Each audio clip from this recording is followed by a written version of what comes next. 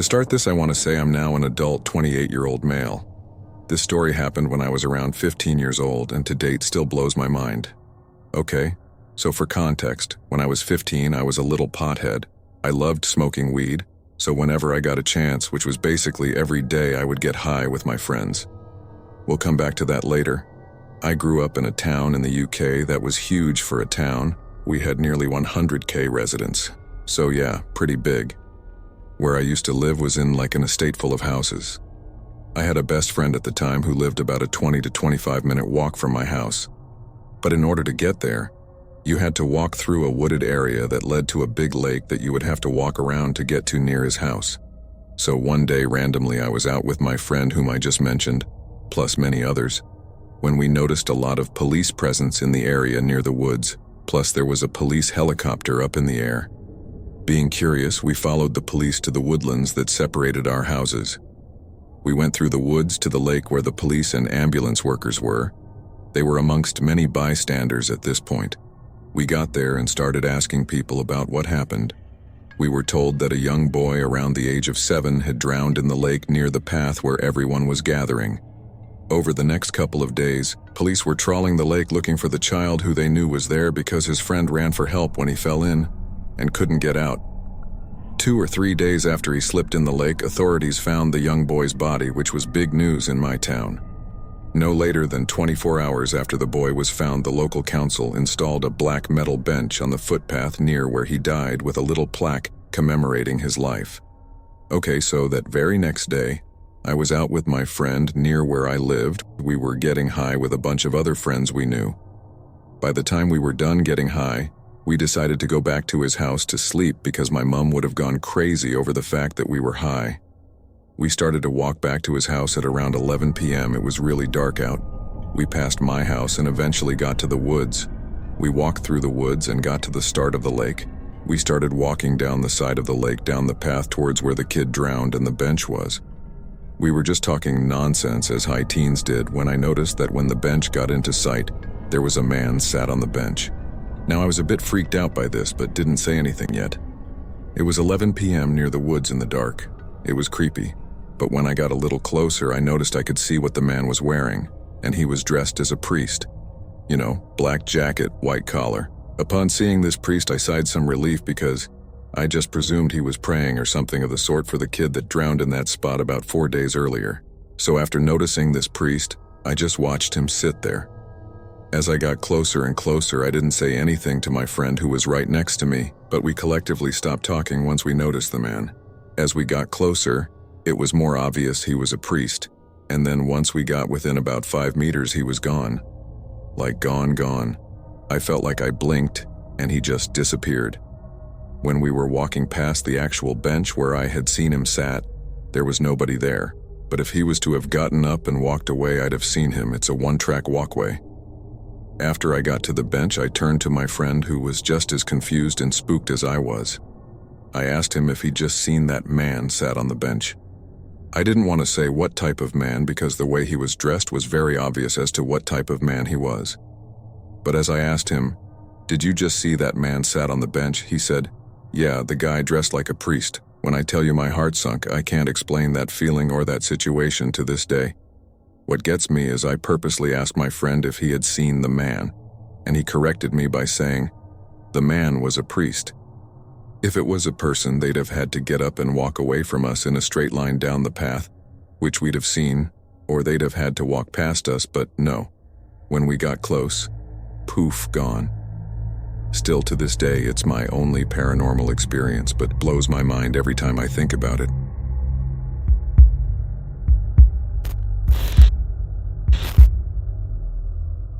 I've experienced many odd and unexplainable events in my life, but this event has been on my mind for a few years now, and I finally decided to tell it. And pray I'm not the only one who's experienced something like this. So let's start from the beginning. I graduated from high school in 2019 and was promoted to supervisor for a kitchen in a nursing home down the street. Since I oversaw dinner, I didn't start work until about 3:30 p.m. and would get home around 10 p.m. So for the first half of the day, I would be completely home alone. I enjoyed that time. Solitude was always nice. especially when you're as introverted as I am. Normally I would sleep in until about noon, but this time I decided to relax on the couch in our main living room and watch Kitchen Nightmares. I remembered nodding off and falling into a light sleep, so any small noise would wake me up. The first few times I cracked my eyes open, it would just be from the cats jumping on me. So when I felt the cushion by my feet dip a bit, I figured it was my cat Peach. After a moment, I opened my eyes and realized my younger sister was sitting at the end of the couch, her back to me. I was half asleep, so I really didn't think much of it. I figured she just stayed home from school sick. So I just asked her if she could move her head so I could see the TV, but she ignored me. Still facing the TV screen, annoyed, I asked her why she was home. Once again, she remained silent, coming to the conclusion that she was just being rude.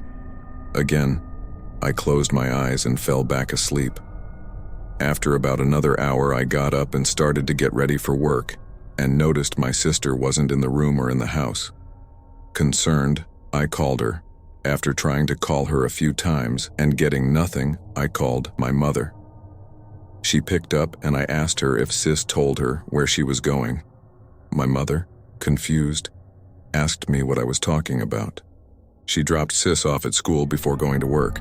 My sister had been at school this whole time. In shock, I hung up and kept this to myself, convinced I was losing my mind. That it was all in my head, but I remember that moment so vividly.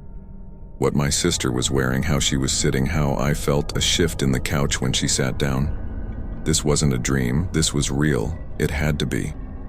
There was something in my house with me that morning, and it was not my sister. I kept this experience to myself. As a kid, I had what my parents called a very active imagination, always seeing things, hearing things, and being easily spooked. So I think it got to the point where I just convinced myself this whole experience didn't happen, and that there was some rational explanation. It actually took me a few years to tell my little sister about this. Once again, mostly out of fear of being perceived as crazy, and I didn't want to spook my sister. But something she said to me changed that real fast. This takes place in September 2022. My sister and I were waiting in line for a ride at a local amusement park. Every year, my dad's workplace would rent the whole park for employees and their families. We spent most of the day together as a family, but about an hour before closing, Sis and I went to the back of the park to ride some night rides, so it was just the two of us. And the waiting was getting terribly boring. Sis and I aren't very close and don't have much in common, so we struggled to have a conversation, and for the most part stood in silence, but out of the blue she spoke up. "Kat, want to hear something freaky?" As a lover of all things spooky, that caught my attention, so I immediately replied with an eager yes, and a part of me wishes I said no. My sister is a night owl, and over the summer would stay up until 6 a.m. I had just started working a different job after quitting my nursing home position. That's another scary story for a different day. So I was starting to go to bed at 12 a.m. every night and would be up around 10 a.m. So she would be the only one awake. One night she noticed light coming from the crack in her bedroom door, and she heard both my voice and our mother's voices talking. Only it was hard to understand, as if we were either speaking too quickly or just complete gibberish. She quickly grabbed her phone, checking the time, and her confusion only grew when she noted it was 3 a.m. What were we doing awake? Sometimes my mom and I would go to the front window if the weather was bad during the night to keep an eye on the storm, or if there were sirens. We both have a habit of being very nosy, so she figured that's what was going on. After a few minutes, she could still hear the voices and still see the lights. Growing curious, she got out of bed and opened her bedroom door and rushed into the hall, expecting to see me and my mother by the window talking. Only, that's not what she saw. There were no lights on, it was completely dark besides the illumination from her phone screen, and there was no one in sight. Not our mother, not me. Not even the cats were out there, unsettled and confused. She turned to my bedroom door thinking I was messing with her. She opened my door and I was asleep with both cats. She goes back in the hall. Mom and Dad's bedroom door is also shut. She peeks in there and both are sleeping. Now, my sister is a rational person. She was always the one to go in the basement first, tell the others that monsters and ghosts aren't real, So she completely pushed this event out of her mind, because in her eyes it wasn't a big deal. Maybe she was just overtired, or our grandfather's TV downstairs was a bit loud and that's what she heard. But like my own experience, this kind of sat at the back of her head, and the house grew to be a little less comfortable. She mentioned how after that she felt like there was always someone watching, as if they were tucked in a corner, just observing her. She wasn't scared out of her mind, just a bit confused. When she told me that, a pit in my stomach opened up and I had chills. I laughed at first because come on, we were in public and I didn't want to flip out. So we went on the ride, and for the remaining time the park was open, we pushed that conversation on the back burner. On our way to meet up with our parents, we started talking about it again, and I finally told her about what happened to me, how I saw her at home that day, spoke to her, and could remember what she wore.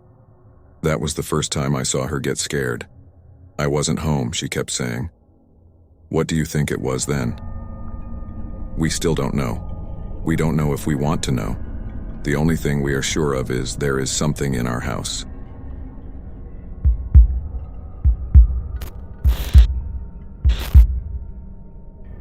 I'm not even sure where to begin. The women in my family, including myself, have had this sixth sense for as long as I can remember. We've had dreams and visions that have come true, as well as a few personal encounters with what we now believe to be spirits, or some kind of evil energy. Yes, we are all spiritual people, but no matter how many times these things happen, we still can't get a grasp on why or how these things continue to be so drawn to us. So, what I'm about to tell you, as crazy as it may seem, is a completely true story. Other than my immediate family, no one else knows. I don't talk about this, ever. I don't enjoy having to relive what happened, but I'm hoping this will help others who shared this spiritual gift. So, here goes. To set the scene, I live in a very rural place, in a small town that has maybe a few thousand residents, but we're all so spaced out and hidden in the hills. You'd never know that many people live here unless there was a 4th of July carnival or some kind of festival. My town isn't anything fancy. We don't have the most up-to-date stores and all that, but for the most part, we're all happy and thankful for what we do have.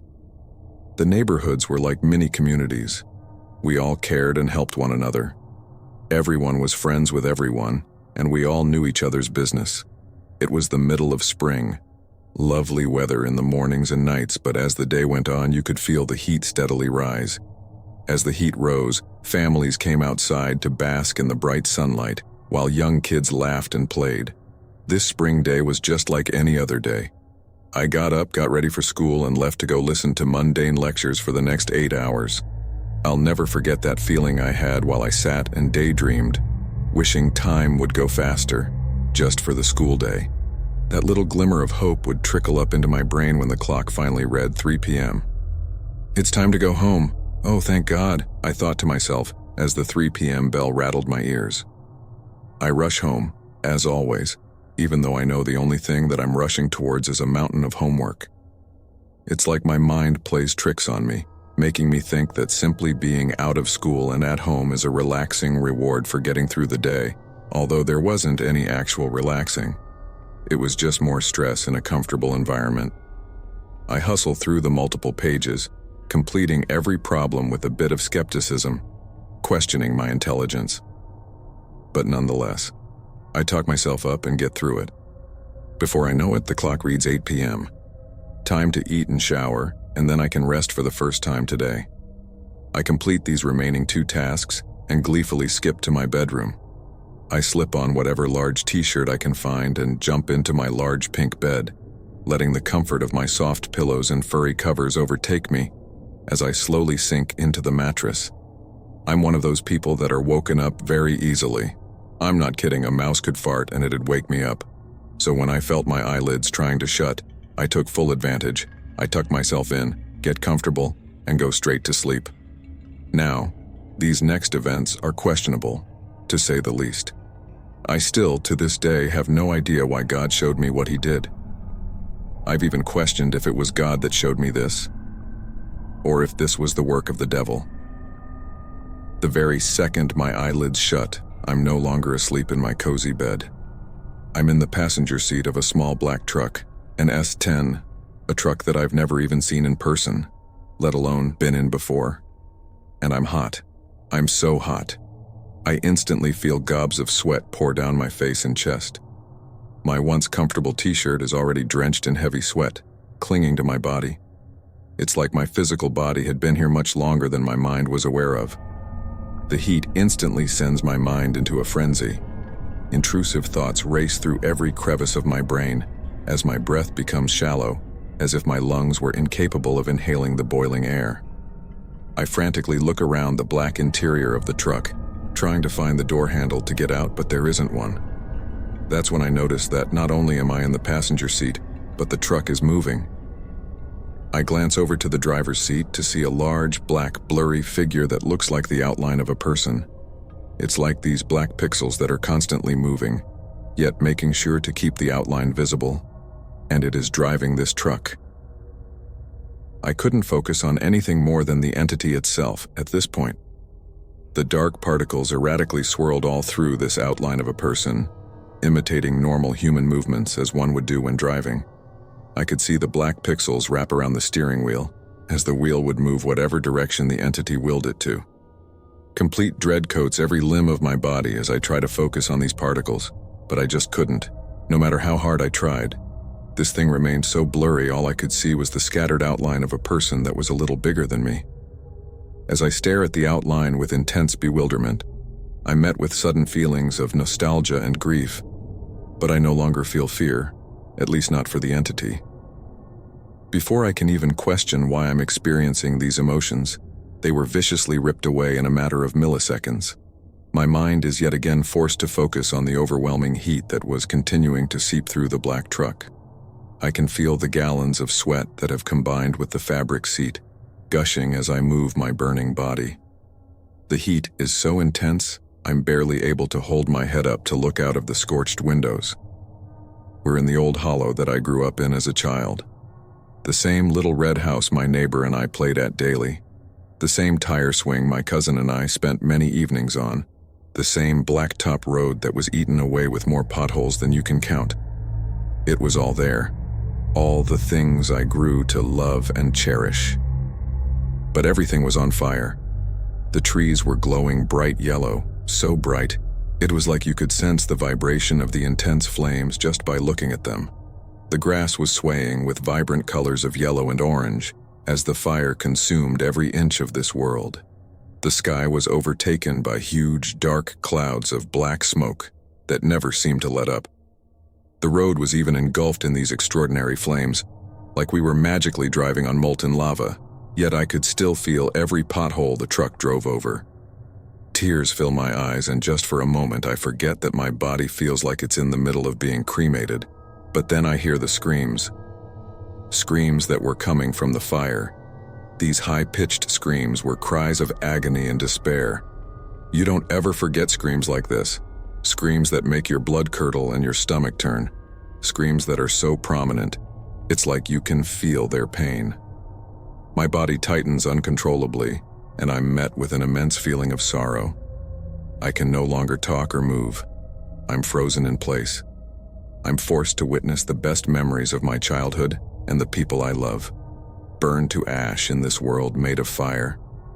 The black figure continues to drive us further into my old hollow that is now immersed in blazing flames and cries of torment as I'm melted to the seat, unable to move or scream.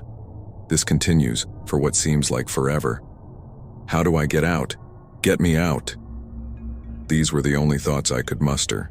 The black figure suddenly turns to me, as if recognizing my presence for the first time, and I'm jolted awake. I wake up, drenched in sweat, as if I had just come out of a sauna. Considering the AC was set to 68 degrees and I had my fan on per usual, I knew the sweat had to be from the flames of my dream. I start hysterically crying and run straight to my mother's bedroom. Now keep in mind, I'm a teenager. Running to my mother's bedroom because of a bad dream is something I haven't done since I was a very young child. I frantically wake her up and try to relive this nightmare I narrowly escaped, just long enough to explain why I was so utterly terrified. As I opened my mouth, my words seemed to melt together, as if I were babbling like a baby, not making any sense. Without full comprehension of why her daughter was crying uncontrollably, Mom instantly wrapped her loving arms around me and started praying in that same sweet tone she used when I got hurt as a small child. After a few minutes of consoling, I realized that I'm safe now, and that brings just enough comfort so I can force back my tears and random babbling. Thinking that the unnerving night was nearing its end was a soothing feeling that allowed me to drift back off to sleep in my mother's arms. However, that relief was short-lived. Fast forward to 2 days later. Again, normal day to me. At least on this day, I have a hair appointment to look forward to. It feels nice to have a tiny bit of excitement for more than just going home after school. Besides, this is a positive distraction from the nightmare that tormented me just 2 nights ago. It was just a bad dream. You're okay now, I tell myself, ignoring the obvious denial I'm in. I get to the salon, which so happens to be owned by my cousin, Laura. Like I said, small town. I happily strut in the salon and sit down, smiling ear to ear, simply happy to have a minuscule change of scenery. Laura and I start off with the normal, nice formalities. How are you? How's your day been? Etc. Silence freshens the air for all of 3 seconds before she sighs and says, "Did you hear about Ben?" Ben is our cousin as well. I grew up with him and his sister when I was a child. Back then, our whole neighborhood was very well connected and close. We all cared for one another, and we acted like one big, happy family. I hadn't seen Ben in many years, though. We moved out of that neighborhood when I was in the 5th grade, and Ben and I lost touch. As soon as Laura said Ben, my mind was flooded with memories of my childhood. The days that seemed to go by in a flash, climbing hills, swinging on tire swings, wading through the creek. My body felt warm as nostalgia filled my every thought. I did everything I could to push back what I had seen just 2 nights ago, my childhood in those energetic flames. But that nostalgia was quickly interrupted when Laura hands me photos of what looked to be a black S10 truck. The truck looked like bent-up chunks of metal scattered across the scuffed-up pavement. As badly as the truck was torn apart, I already knew there was no way possible for anyone to survive that. It was nothing more than scraps, surrounded by broken glass and blood. But as I continued to stare at the photos with immense disbelief, I can't shake the feeling that I know this truck. I know that black interior, I know the entire inside of this vehicle, yet I know I never actually rode in a black S10. The nightmare, I thought, as my eyes widened and my breath shortened. That is how I know this truck. This was the truck that black figure trapped me in while we drove through hellfire. I had no idea that Ben had a black S10. Again, I hadn't talked to him in years. Turns out, Ben had been out partying for his 21st birthday. He had also been drinking alcohol. I mean, who wouldn't drink on their 21st birthday? The mistake he made was driving home after he was drinking. He wrecked and passed away in the same hollow that black entity drove me through. The same hollow where all of our childhood memories were made. The same hollow that was eaten by flames 2 nights ago. The very night I was forced to witness this nightmare is the same night Ben passed away. After years of racking my brain, the only plausible explanation I can come up with is that this was some sort of message, although I'm still not sure what that message was. I believe the outline of a person that was driving us was Ben. The last spot in my childhood hollow that I had seen before I was startled awake was the place where Ben had died. It's almost like I was in the truck with him when he was driving that night. I was vigorously flung back to reality once he wrecked and died. Maybe that's why he couldn't sense my presence until the very end. I just don't understand it, and I'm not sure I ever will. I still have so many questions. Questions that eat away at my soul, deepening the voids that the mysterious flames coercively tore open. Should I have focused harder on my nightmare? Why was I the one that experienced this? Why me? What should I have done differently? And the question that still fills my very soul with peril, could I have saved his life?